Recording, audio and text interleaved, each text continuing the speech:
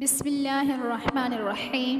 یہ 10 لوگوں کو موت کے وقت تکلیف نہیں ہوگی۔ ایسے 10 لوگ جن کو موت کے وقت تکلیف تھوڑی سی بھی تکلیف نہیں ہوتی ہے، وہ خوش نصیب 10 لوگ یہ ہیں۔ نزا کے وقت مسلمان کو جو تکلیف ہوتی ہے، اس پر اللہ رب العزت کی جانب سے نیکیاں عطا کی جاتی ہے، جیسا کہ سنن ابن ماجہ میں بروایت حضرت عائشہ رضی اللہ تعالی عنہ مروی ہے کہ رسول اللہ صلی اللہ علیہ وآلہ وسلم نے ان کے پاس تشریف لائے، اس حال میں کہ ان کے پاس ان کا کوئی قریبی رشتہ دار موت کی سختی میں مبتلا تھا۔ رسول اللہ صلی اللہ علیہ وآلہ وسلم نے مشاہدہ فرما کر حضرت عائشہ رضی اللہ تعالی عنہ سے فرمایا، اپنے رشتہ دار پر غمگین نہ ہو، اس لیے کہ یہ اس کی نیکیاں ہے۔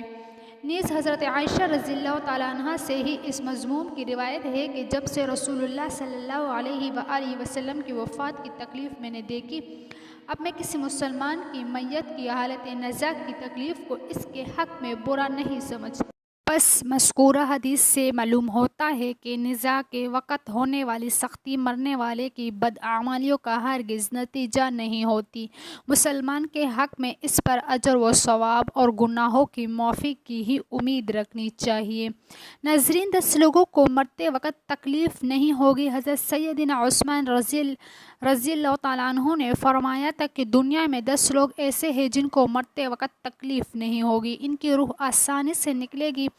حالت نزا میں انسان کی آدھی روح اندر ہوتی ہے اور آدھی روح باہر ہوتی ہے، اور بندہ تکلیف میں ہوتا ہے۔ اس وقت انسان کو پیاس اتنی لگتی ہے کہ انسان یہ چاہتا ہے کہ سمندر کا پانی پی جاؤں، اور اگر بالفرض ساتوں سمندر کا پانی وہ پی بھی جائے، پھر بھی اس کی پیاس کبھی ختم نہیں ہوگی۔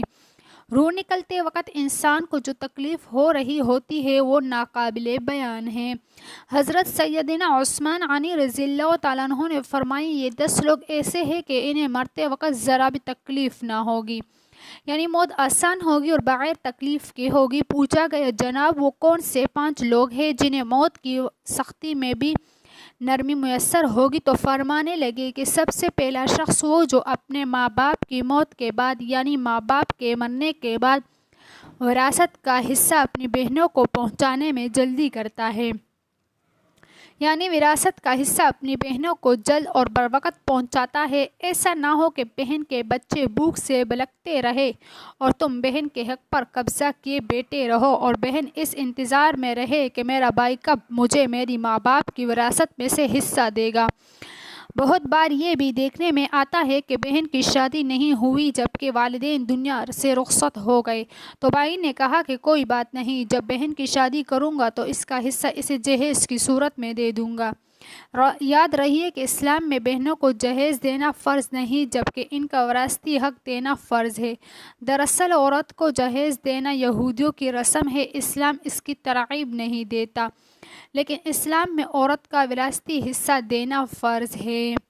واضح رہے کہ والدین کے ترکے میں جس طرح ان کی نرینہ اولاد کا حق و حصہ ہوتا ہے، اسی طرح بیٹیوں کا بھی اس میں شرعی حق و حصہ ہوتا ہے۔ والدین کے انتقال کے بعد ان کے ترکے میں بیٹوں کا خود تنہا قبضہ کر لینا اور بہنوں کو ان کے شرعی حصے سے محروم اور ناجائز اور سخت گناہ ہے۔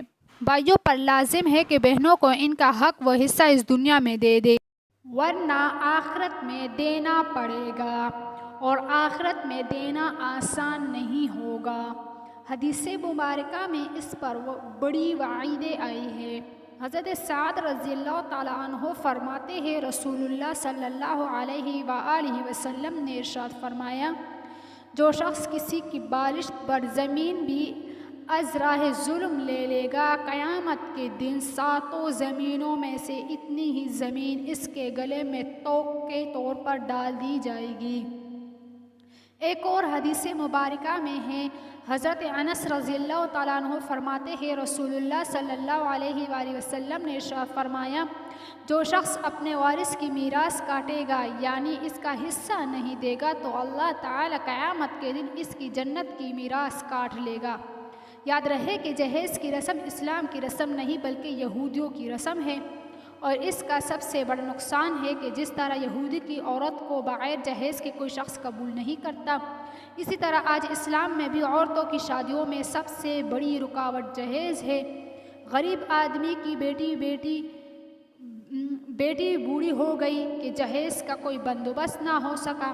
اسی طرح اگر کوئی شخص یہ کہے کہ میں بہن کا وراثتی حصہ تو نہیں دے سکتا، البتہ جب اس کی شادی کا وقت ہوگا تو جہیز دے دوں گا، لیکن لہٰذا فرمایا گیا کہ بہنوں کو بروقت حصہ دینے والے کی روح موت کے وقت بڑی آسانی سے نکلتی ہے۔ ناظرین، بہن کا حق کھانا ایسا ہے جیسے خنزیر کا گوشت کھانا۔ نمبر 2، یتیم کی کفالت کرنے والا۔ ایسا شخص جو یتیم بچوں کی اچھی تعلیم و تربیت کرے گا، اس کو بھی موت کے وقت کوئی تکلیف نہیں ہوگی۔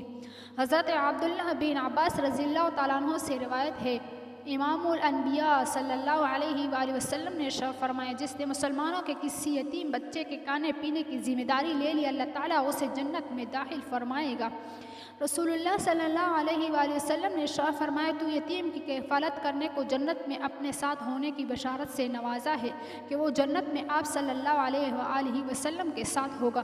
حضرت سعد بن سعد رضی اللہ تعالیٰ عنہ بیان کرتے ہیں، رسول اکرم صلی اللہ علیہ وآلہ وسلم نے ارشاد فرمایا، میں اور یتیم کی کفالت کرنے والا جنت میں اس طرح ہوں گے، اور آپ صلی اللہ علیہ وآلہ وسلم نے اپنی انگشت شہادت اور درمیانی انگلی کے درمیان تھوڑا سا فاصلہ کر کے اشارہ فرمایا۔ نمبر 3، کثرت سے صدقہ کرنے والا شخص، یعنی ایسا شخص جو اللہ اور رسول علیہ السلام کی رضا کے لیے اپنے مال و دولت میں سے یوں صدقہ کرتا ہے کہ جب وہ اپنے ایک ہاتھ سے کسی کو دیتا ہے تو دوسرے ہاتھ کو بھی پتہ تک نہیں چلتا، یعنی دوسرا انسان وہ ہے جو کثرت سے صدقہ کرے گا تو اس کی موت کے وقت اس کی روح آسانی سے نکلے گی اور جان کنی کا عمل اس کے لیے تکلیف دہ نہیں ہوگا۔ نمبر 4، نرم دل والے، یعنی وہ لوگ جو دوسروں کی غلطیوں کو بلا کر انہیں معاف کرنے والا۔ ایسے شخص کو موت میں سختی محسوس نہیں ہوگی، کیونکہ اس نے دنیا میں لوگوں کے ساتھ نرمی اختیار کی تھی تو اس کے ساتھ بھی نرمی کا معاملہ ہوگا۔ حضرت ابو ہریرہ رضی اللہ تعالیٰ عنہ سے روایت ہے کہ نبی کریم صلی اللہ علیہ وآلہ وسلم نے ارشاد فرمایا، جنت میں ایسے لوگ داخل ہوں گے جن کے دل چڑیوں جیسے ہوں گے، یعنی چڑیوں کی طرح ان کے دل نرم ہوں گے۔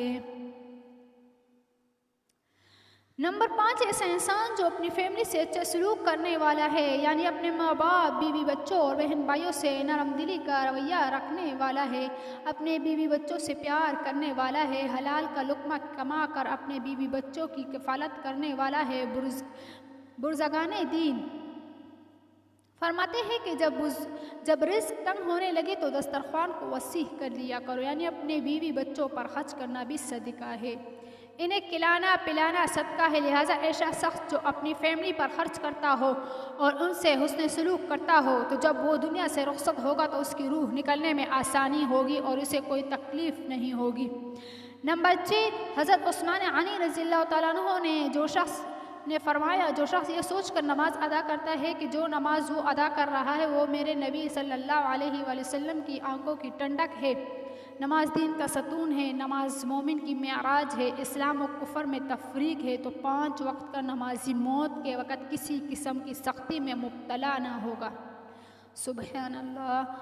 نمبر 7، جو شخص سیکھے اور دوسروں کو سکھائے، یعنی وہ شخص جو خود بھی قرآن پڑھتا ہو اور دوسروں کو بھی قرآن سکھاتا ہو۔ پھر فرمایا، راتوں کی تنہائیوں میں اٹھ کر قرآن پڑھا کرو اور قرآن پڑھتے وقت رویا کرو۔ فرمایا، اگر رونا نہ بھی آئے تو رونے کی کوشش کر لیا کرو۔ حضرت علی حجویری گنج بخش رحمۃ اللہ علیہ سے کسی نے پوچھا کہ حضرت، اگر رونے کی کوشش بھی کرے اور پھر بھی رونا نہ آئے تو پھر کیا کرے؟ تو فرمایا کہ پھر اپنے مقدر پر رویا کرو کہ تم اتنے سنگ دل ہو گئے ہو کہ تمہاری آنکھیں آنسو نہیں بہاتی۔